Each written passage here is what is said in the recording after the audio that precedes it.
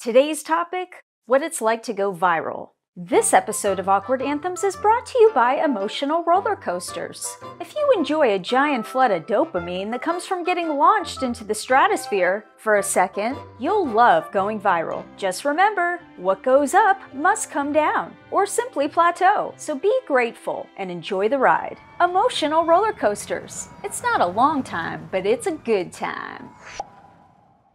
A little over a month ago, my life changed in a way I thought I was better prepared for. But how do you prepare for this? On the basis of my former employer's very kind endorsement, and after 7 months of trying to find an audience on this platform, almost overnight, I was flooded with business inquiries and an audience of so many people that were suddenly giving a Welcome to the good place. Sponsored by Otters Holding Hands While They Sleep. And you know what you discover in that experience? A greater appreciation and a deeper respect for people that have figured out how to stay on that roller coaster under the heat of that spotlight and not lose their minds. And against all odds, have the resilience to keep it pushing. Push it. Most of us think that we know who we are, and we do, but often we look to outside sources for confirmation. It carries more weight when the good qualities that we see in ourselves are reflected back to us. And when it's not reflected back to us, suddenly we have a lot of questions and doubts and feelings of rejection. And this might have been very problematic in our caveman days, where acceptance by your tribe meant protection and actual survival. Most of us are not dealing with a ferocious beast trying to eat our faces off. Instead, they're trying to slowly, methodically erode our self-esteem. Arguably less dangerous, but still a little damaging, just not to our faces. Our fifis. Sticks and stones may break my bones, but words may also hurt me. You can't sit with us!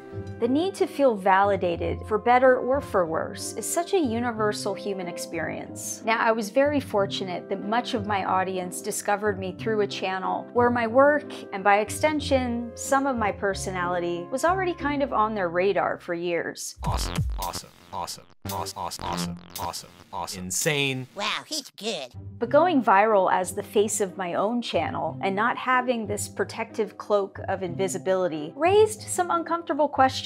Did I earn this attention on merit, or was it just handed to me because I knew someone in a position of influence who gave his blessing and put me on your radar? Maybe both, but this is the internet, so somebody's gonna disagree.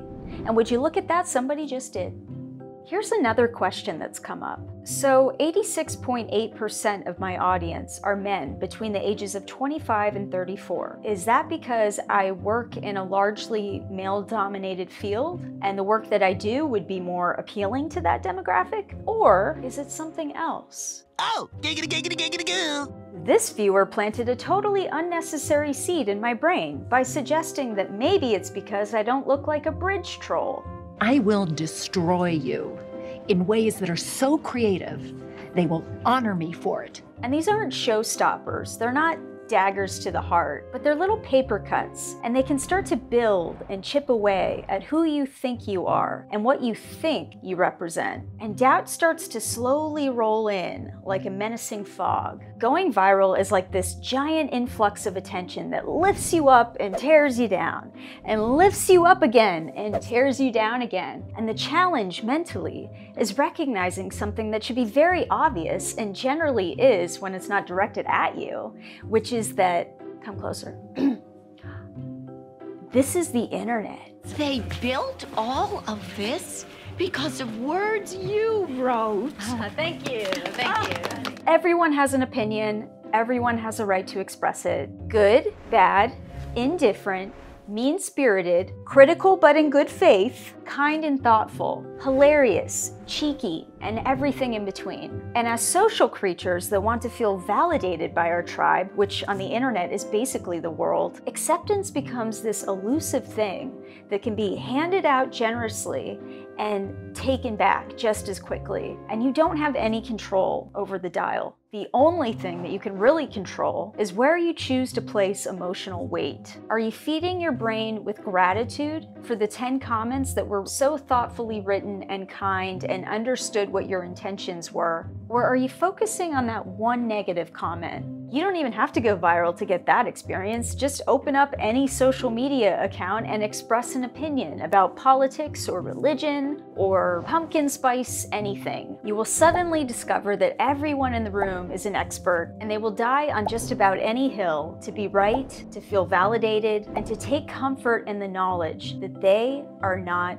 alone. And where you put your energy as the person receiving that is 100% your responsibility. I think the reason that so many people that go viral and burn bright and then burn out really quickly is partially because it's so easy to get lost in this labyrinth of noise that you forget there's a voice in there, an identity that is uniquely yours, and you too are not alone. If you're really paying attention to the right things, you'll realize that you're actually surrounded by a lot of good company. It's just getting filtered out by all the nasty stuff that doesn't serve you. When you go viral, it's like the goalpost suddenly changes, and your baseline for success is forever measured against that one thing that did really well and took off. That becomes the new expectation, and that's just not realistic. Success as we define it is all relative, and if you can't maintain some perspective about that in the aftermath of overnight success, you will very quickly lose the plot, because suddenly you're chasing the dragon. You're obsessing over numbers and metrics and wondering how you can just keep that momentum going, or just hold on to what you got. But now you are a vessel for other people's projections and their need to be seen and heard and validated. You are now the perfect target for someone that's having a bad day or a bad week or a bad life. You are now their outlet for catharsis. We'll be right back with more Laverne and Shirley. But I want it now!